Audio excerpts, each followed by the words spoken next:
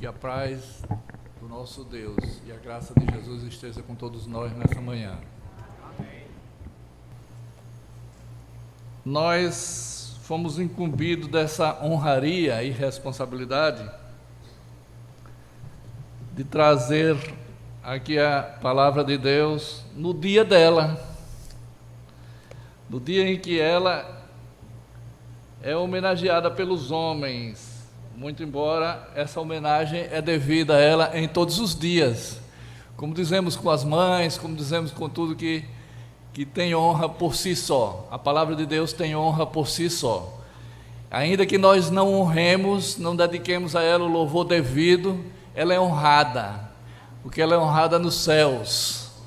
E quem é honrado nos céus, aqui na terra, problema de quem não honra,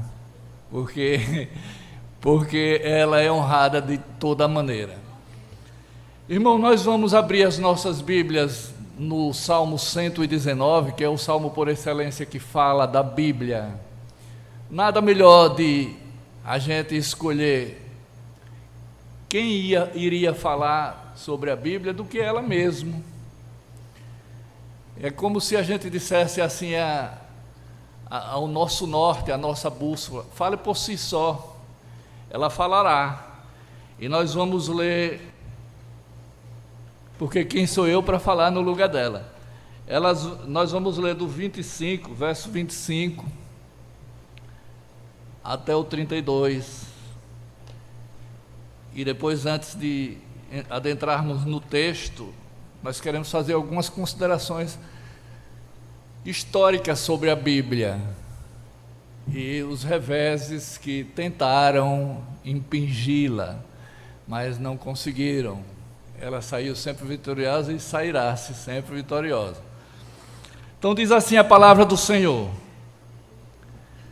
a minha alma está apegada ao pó, vivifica-me segundo a tua palavra.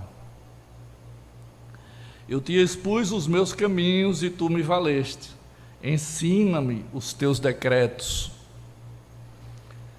Faze-me atinar com o caminho dos teus preceitos e meditarei nas tuas maravilhas. A minha alma de tristeza verte lágrimas. Fortalece-me segundo a tua palavra. Afasta de mim o caminho da falsidade e favorece-me com a tua lei. Escolhi o caminho da fidelidade e decidi-me pelos teus juízos. Os teus testemunhos, aos teus testemunhos me apego. Não permita, Senhor, seja eu envergonhado. Percorrerei o caminho dos teus mandamentos, quando me alegrares o coração. Que Deus aplique a sua palavra nos nossos corações, e eu queria, nesse momento, suplicar ao Senhor por auxílio. Senhor Deus, nosso Pai, nós não somos capazes de explicar a Tua palavra por completo, com plenitude, Senhor, mas nós temos um ajudador, Senhor, e nós clamamos, Senhor, pela Tua ajuda, que a Tua igreja não saia daqui sem ter sido ajudada pelo Teu Espírito, sem captar, Senhor, sem entesourar algo que possa edificá-los. E assim seja também com este que está com a responsabilidade de trazer a palavra, Senhor. Que nós possamos sair daqui edificados conjuntamente, e nós possamos daqui aproveitar desta palavra, que tanto faz, e nós não sabemos o tamanho da sua eficácia. Nós pedimos essas bênçãos em nome de Jesus, amém. Irmãos, a palavra de Deus, ela é o norte do cristianismo, ela é a bússola do cristianismo. Se nós fôssemos aqui definir ou conceituar a palavra de Deus, cada um de nós aqui teríamos no mínimo 10 definições. No entanto, o nosso objetivo não é esse, mas sim saber o que ela pode nos ajudar, e ela pode sim, e muito. E nós temos negligenciado este valor, essa substância da palavra, que é o poder que ela tem sobre nós. a ponto de nós estarmos em situação parecida ou semelhante à que o salmista aqui se declara. Mas eu queria, antes disso, de entrar na análise do texto, dizer que ela sofreu reveses, ou pelo menos tentativas. E que reveses foram esses? Ela é o norte por excelência e exclusivo do cristianismo. Porque se misturarmos, ela perde a eficácia, ou, pelo menos, alguém substitui o seu lugar. E foi assim que a igreja cristã se permitiu que algumas tradições fossem invadindo, e chegou ao ponto de cisões internas. No ano 1050, a própria igreja que se chamava católica ou universal, o cristianismo universal, se dividiu em ortodoxa e romana. Por que motivo? Porque os romanos impuseram algumas tradições humanas alheias à palavra de Deus. E uma delas, a mais grave, para que nós não gastemos muito tempo sobre isso, foram as indulgências, que era uma forma de arrecadar dinheiro para a igreja através de promessa de perdão de pecados. A igreja ortodoxa se opôs a isso e dividiu-se, rachou, como a gente diz popularmente. Mas a igreja romana prosseguiu e ainda hoje tenta explicar esse fenômeno. O fenômeno de achar que homens, por dinheiro, pode perdoar pecados. Isso chegou a tal ponto que, no pseudo-cristianismo evangélico, alguns pastores fazem oração por dinheiro, infelizmente, e escandalizam o Evangelho de Cristo. Mas esse dia, o dia da Bíblia, é exatamente o dia em que nós teremos que não defendê-la, porque ela não precisa de defesa, mas dizer da sua importância e sua exclusividade e suficiência dentro do cristianismo e, em particular, para cada cristão. Nós precisamos entender que somente a Bíblia, e esse é um das colunas da reforma, sola escritura, deve ser a nossa orientação espiritual, e mais nada, e mais nada. O apóstolo Paulo diz que alguém pregar outro evangelho que não seja esse, que seja maldito, que seja anátema. A tradução da palavra anátema é maldito. E é interessante, eu costumo dizer que o apóstolo Paulo não diz para a gente ficar calado e ser indiferente a ele, mas que nós maldigamos, que nós tenhamos a disposição de atacá-los também, que nós tenhamos coragem de dizer que eles estão errados e são malditos porque ferem, ofendem a palavra de Deus, que é intocável, que é perfeita, que é irrepreensível, que é inerrante, e por conta desses adjetivos todos, ela não se permite ser atacada. Por mais que alguém queira fazer, não vai conseguir, vai sair decepcionado, vai ser envergonhado. E foi isso que aconteceu.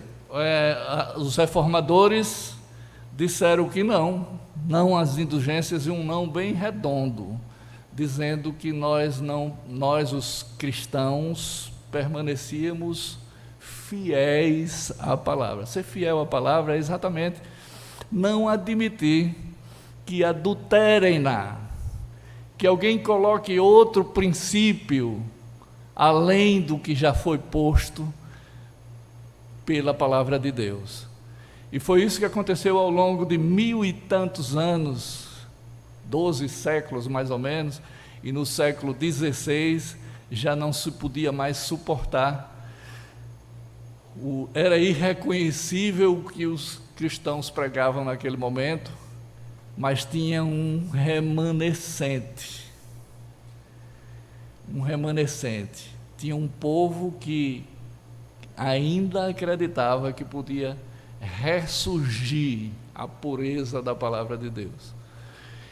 Então, através dos líderes da reforma, dentre eles o mais notável, que foi Lutero, ele disse não a isto, e depois prosseguimos. Nós podemos hoje nos chamar também prosseguidores dessa luta da reforma, de dizer que nós estamos ainda nos reformando, de dizer que nós ainda temos o que dizer contra a quem queira inocular no nosso meio algo que não seja a Bíblia. A Bíblia é nosso norte, a Bíblia é nosso alimento, é mais doce que o mel. Ela nos alimenta e nos faz crescer, nos fortifica. Ela faz muitas coisas que este Salmo, o 119, se propôs a dizer. Ele diz em 22 estrofes de 8 versos, o que eles imaginam, o que o escritor da Bíblia imagina que fosse plenamente atingir tudo o que a Bíblia queria, o objetivo da Bíblia para nós. Então nós vamos hoje falar sobre uma nuance, a nuance que é de nós ressurgirmos quando estivermos morrendo em termos de convicções, quando estivermos desavivados, quando estivermos esmaecendo as nossas forças. É isso que diz o verso 25, e aí em diante ele mostra como Deus trabalha em nossas vidas, trazendo para nós o consolo, o avivamento, que tanto falamos, mas às vezes nós não temos convicção do que seria esse avivamento. A gente olha para nós em termos físicos e diz, mas eu estou vivo demais até. Eu corro 15 quilômetros por dia, eu tenho uma saúde de ferro, e pensa que o viver na carne para Cristo é o suficiente. Quando, na verdade, se tivermos toda a saúde do mundo e espiritualmente nós não formos guiados pelo Espírito Santo de Deus, ou seja, nós não tivermos a companhia benéfica do Espírito Santo de Deus, estamos mortos. Era assim que Davi estava, e agora nós adentraremos a palavra verdadeiramente. O verso 25, eu queria que fosse colocado na tela com a versão Ará. Não sei se é essa que está aí. A minha alma está apegada ao pó, vivifica-me segundo a tua palavra. A Ará da revista e atualizada, é isso mesmo. Que eu queria que fosse passando um por um, à medida que eu fosse pedindo aí. A minha alma está apegada ao pó.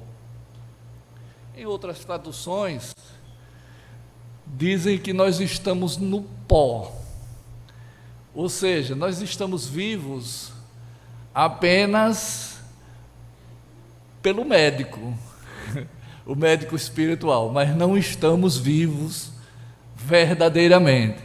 Nós não estamos apresentando sinais vitais da nossa fé. Nós não estamos mostrando ao mundo e a Deus que de fato estamos vivos. Por que assim? E como é que nós ficamos distantes e tão considerados assim um defunto? Na verdade, a nossa vivacidade ou vida plena em Deus é quando nós estamos ligados aos céus. E o nosso extremo oposto é exatamente quando nós estamos apegados à terra, ao pó, à nossa carne natural. Era assim que o salmista estava. Ele não estava doente, doença física, biológica.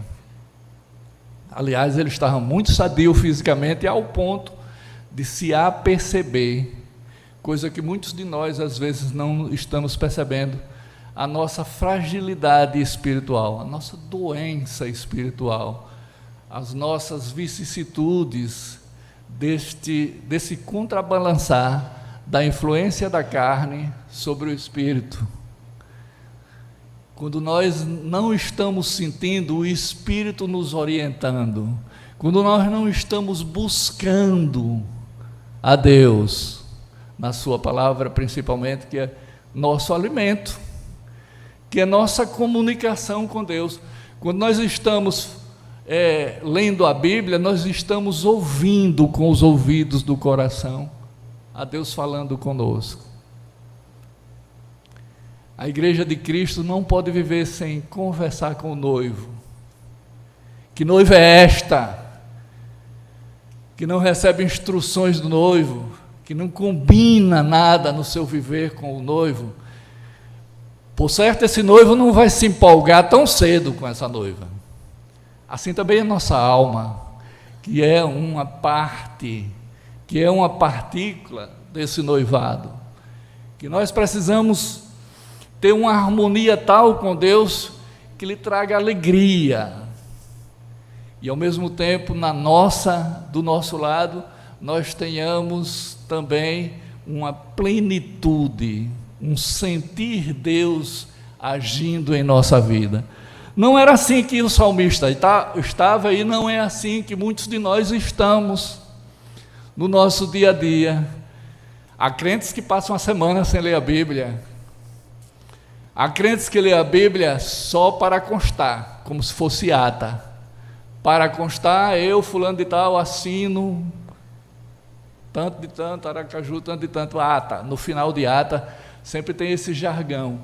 Parece que alguns crentes leem aqueles modelos de leitura, todo dia 2, 3 capítulos. Louco que chegue logo o último versículo, para fechar a Bíblia e ir embora, e dizer, cumpri a minha obrigação. Não é dessa maneira que se lê a Bíblia.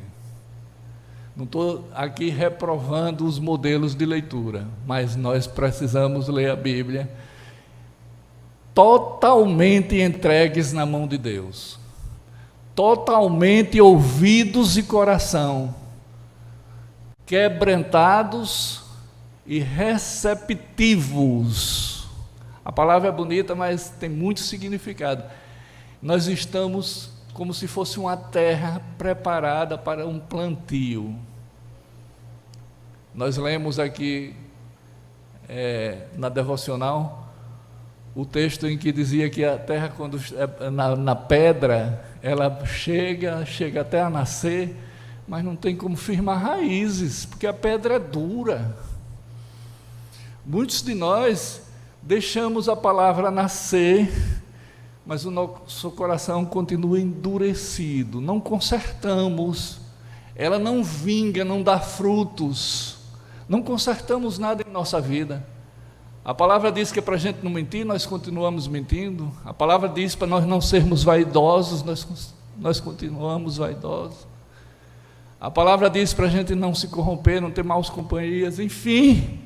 A palavra nos diz tantas coisas e nós respondemos não ou damos de ombro para ela. Então nós estamos naquele campo daqueles que recebem a palavra, mas é como pedra. E a Bíblia diz que é para a gente, o salmista diz que a minha alma está apegada ao pó. Então, a pergunta que se faz hoje a mim e a você é: você está apegado a quem? Ao pó ou aos céus? Você quer ser apegado ao pó, às filosofias humanas? São muito mais do que pó. É um pó cheiroso. Nós nos atraímos por as influências humanas. Nós citamos os sábios desta terra, às vezes muito mais do que a Bíblia nas nossas pregações. Às vezes alguém que se declarou adversário da palavra de Deus, Mas como nós citamos os nossos filósofos para denotar sapiência, para mostrar que eles de fato eram inteligentes, e eram, mas usaram mal a inteligência. Muitas das bênçãos que Deus nos dá são mal utilizadas, e uma delas é a sabedoria quando ela é usada para o mal. O dinheiro é uma bênção, mas pode ser usado para o mal, e quando é usado para o mal é uma maldição, e às vezes Deus retira de quem os tem, por conta de ser do interesse dele a depuração daquela alma. O salmista ainda diz no Salmo 25, vivifica-me segundo a tua palavra. É interessante esse pedido de vivificação do salmista, que ele diz segundo a tua palavra. Ele não diz vivifica-me e pronto. Vivifica-me porque eu mereço, vivifica-me porque eu sou crente, vivifica-me porque eu quero fazer a sua obra. Ele diz vivifica-me segundo a tua palavra. E que coisa é a palavra a não ser as promessas de Deus? Então ele de outra forma está dizendo vivifica-me segundo as tuas promessas, os teus juízos, os teus desígnios, a tua soberania, a tua perfeição. É isso que o salmista está pedindo, e Deus tem prazer em nos vivificar segundo a palavra dele. Que nós sejamos enriquecidos todas as vezes que lermos uma palavra sequer deste livro santo, sagrado, separado para falar de Deus aos nossos corações. O verso seguinte, que é o 26, ele traz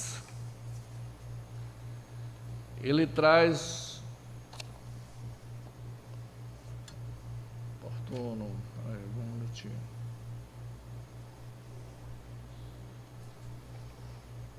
Eu não falei eu trago o esquema, mas não sigo. Eu não falei de como a palavra de Deus, ela é toda recheada, em toda ela, de recomendação de reavivamento. Então, reavivamento é um expediente de muito interesse de Deus. Pode não ser nosso, pode ser que a gente diga, está tão bom assim? Eu sou crente, vou todas as atividades da igreja, eu tenho uma boa relação com os irmãos na igreja e fora dela também. Está tão bom assim, eu não preciso de reavivamento. O bom, e esta doença é a doença de não sentir, é a insensibilidade espiritual. O bom é fazer como Davi, vivifica-me, porque eu estou no pó. Tudo isso que eu falei, que a gente diz que está tão bom, é pó, é temporalidade, é coisa para agora e não para a eternidade. Mas vem o verso 26, que diz assim: a palavra traz socorro ao tempo oportuno. Diz assim: eu te expus os meus caminhos e tu me valestes. Tu me valeste, ensina-me os teus decretos. Olha só, esse é o versículo que diz assim: nós devemos expor os nossos caminhos a Deus. Senhor, eu estou fazendo isto, o que é que o Senhor acha? Me dê a sua opinião a respeito disso. E essa pergunta é tão descabida, mas muito oportuna. Parece paradoxo ser oportuna e descabida, mas descabida para quem conhece a palavra, porque ele já disse. O próprio exame rico das Escrituras, o próprio exame espiritual das Escrituras, não o exame mecânico, ele nos dá ele nos ensina os decretos de Deus. Então, o pedido que Davi faz aí, e que nós devemos fazer, ensina-me os teus decretos, e ele justifica o pedido dizendo, eu expus os meus caminhos e tu me valestes. Ou seja, em outras experiências que eu tive, quando estava em aflição, fui a ti, e tu corrigiste a minha vereda, e tu corrigiste as minhas ações, e eu passei a agir em conformidade com a palavra. Senhor, foi tão bom. Davi quis dizer tudo isto, e eu não estou especulando. Isto aqui é o que a gente diz, o que o apóstolo Paulo diz, e além da letra. Porque a letra mata, mas o Espírito vivifica. Se nós entendermos isso aí, apenas que Deus é nosso professor, e quando eu precisar dele para me ensinar uma equação, eu vou lá e ele me ensina, e é por isso que eu tenho sucesso na minha vida escolar, nós não somos nada, estamos no pó, estamos atrás dos interesses terreais, estamos atrás daquilo que Deus quer que nós abandonemos para seguir ao interesse celeste. As demais coisas, pregador, as demais coisas, o que é que faz? Serão acrescentadas. Vem no automático. Se você é espiritual e vive com Deus, não viva pensando em ir atrás de dinheiro, do sucesso material, de coisas aqui desse mundo, de prazeres terreais, porque essas coisas, na medida que você precisa, serão acrescentadas. Eu te expus os meus caminhos. Essa exposição se chama confissão. Confissão tão deturpada, objeto de indulgência, em alguns grupos por aí, se paga para fazer confissão, ou pelo menos se paga quando se confessa e diz que está perdoado os seus pecados. Está aqui o dinheirinho, era assim que era na indulgência, antes da reforma. É assim que ainda é, disfarçadamente, pasmem até em algumas igrejas evangélicas. Infelizmente, há alguns lobos com pele de cordeiro. Ser pastor é ser pai na fé dos outros. É por isso a palavra padre.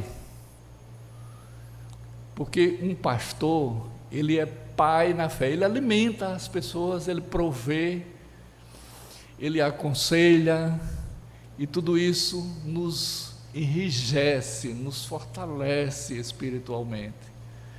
Vindo de quem? Quem foi o instrumento que Deus usou? O pastor, que eu não vou chamá-lo de padre, mas ele é pai na fé de muita gente aqui.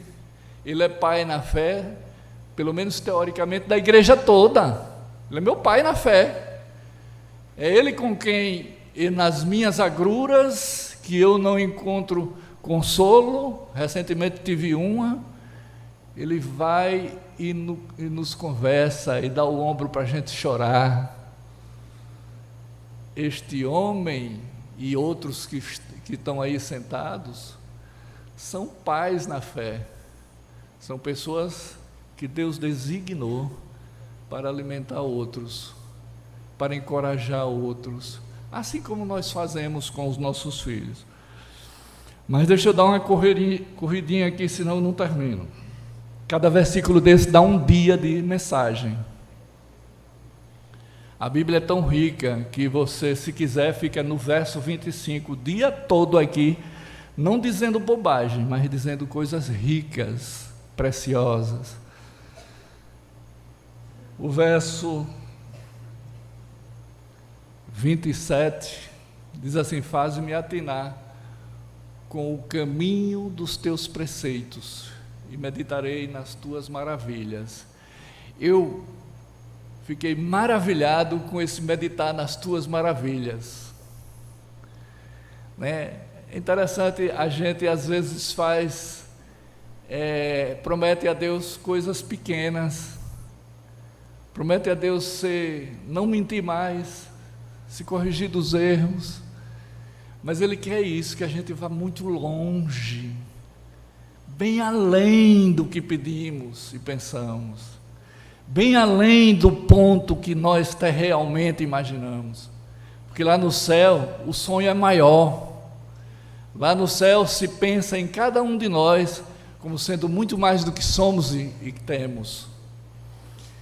E o salmista pede para meditar nas tuas maravilhas, como se isso fosse o ápice, o cume, a sua realização,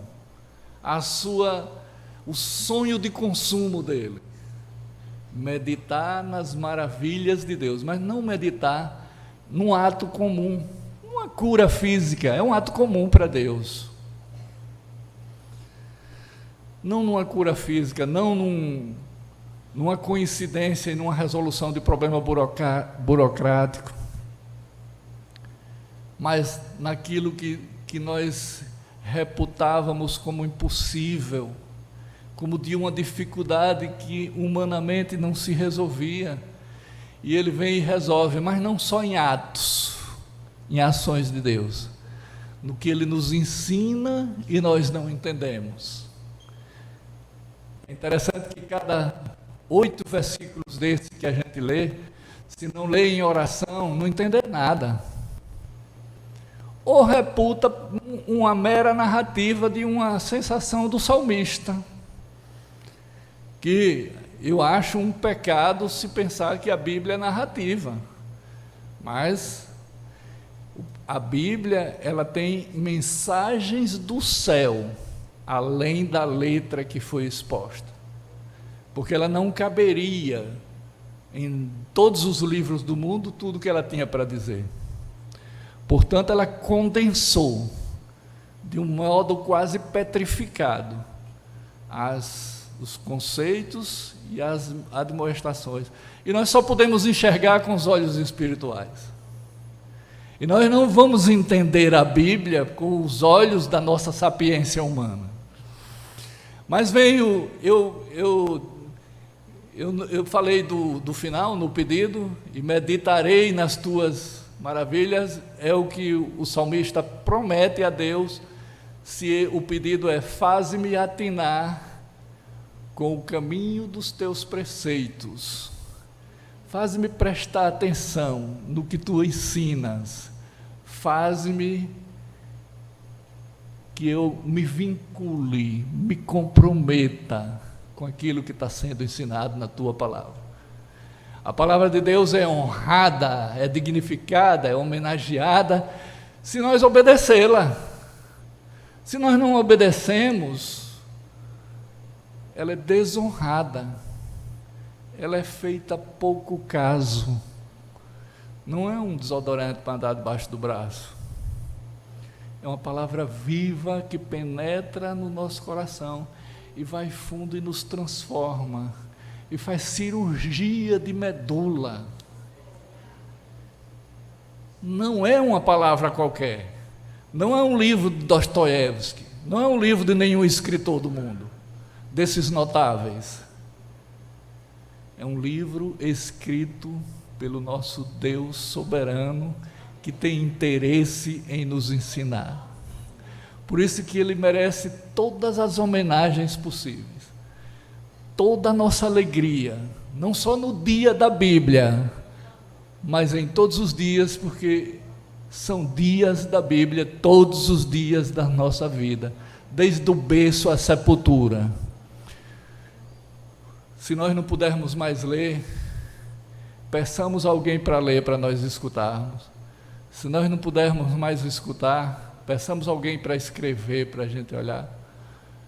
Se nós não pudermos nem escutar, nem ler, peçamos alguém para, como aqui nós estamos tendo quem diga aqui, a pessoa que não tem o sentido da audição, mas ela está entendendo exatamente a mensagem, porque tem gente transmitindo-a.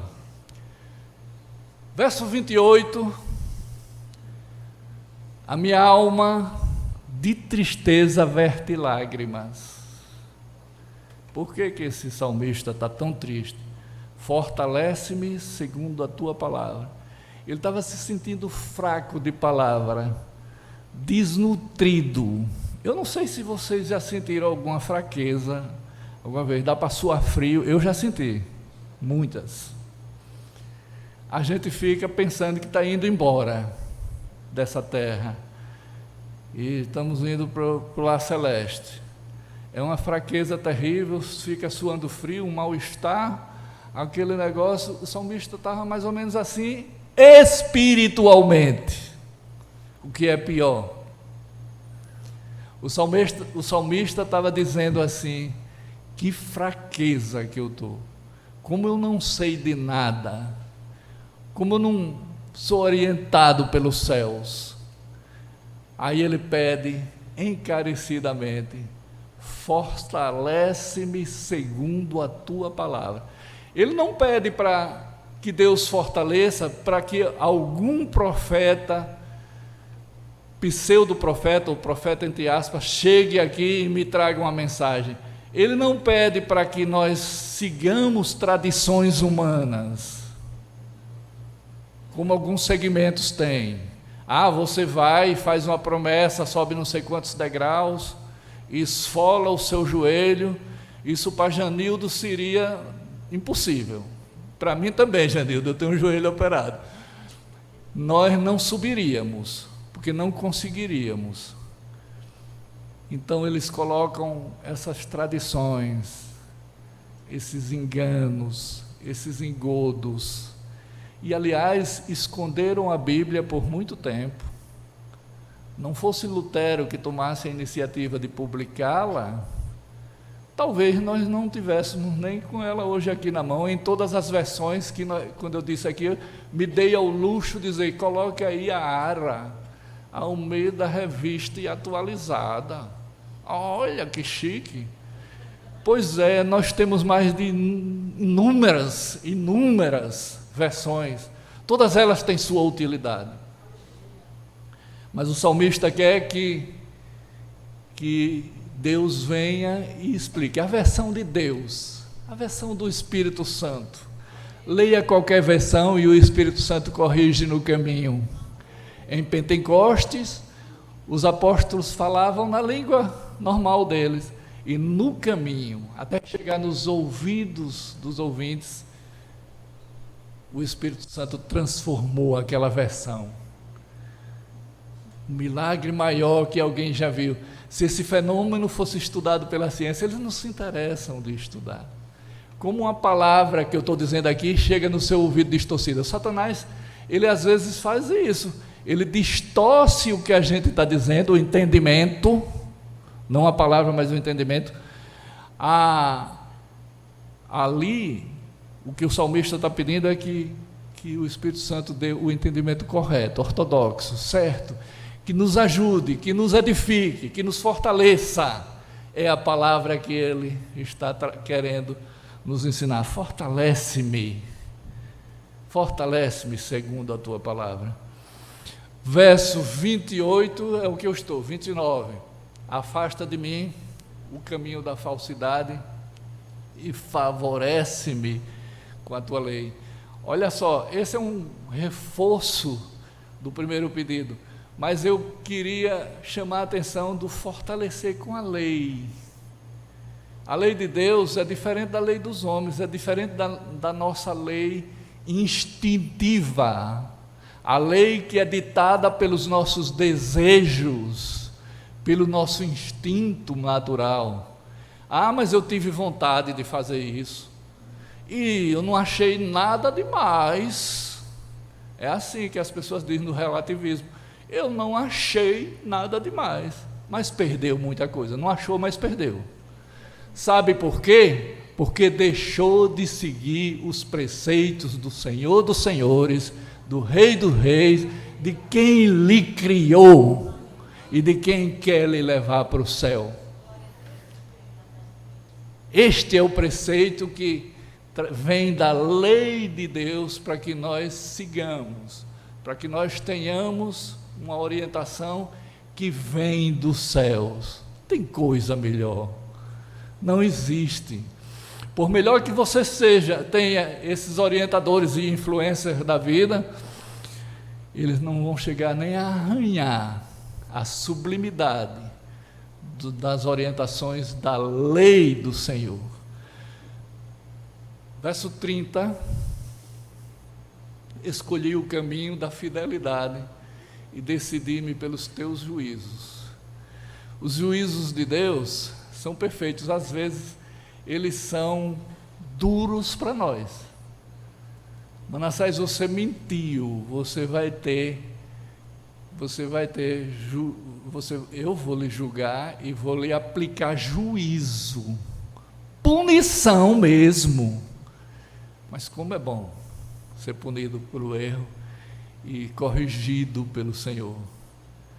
O apóstolo Tiago diz que o sofrimento é-nos útil, é no sofrimento que crescemos, que nos edificamos, e nós ou entendemos isso, ou se negarmos, vamos de encontro à palavra de Deus.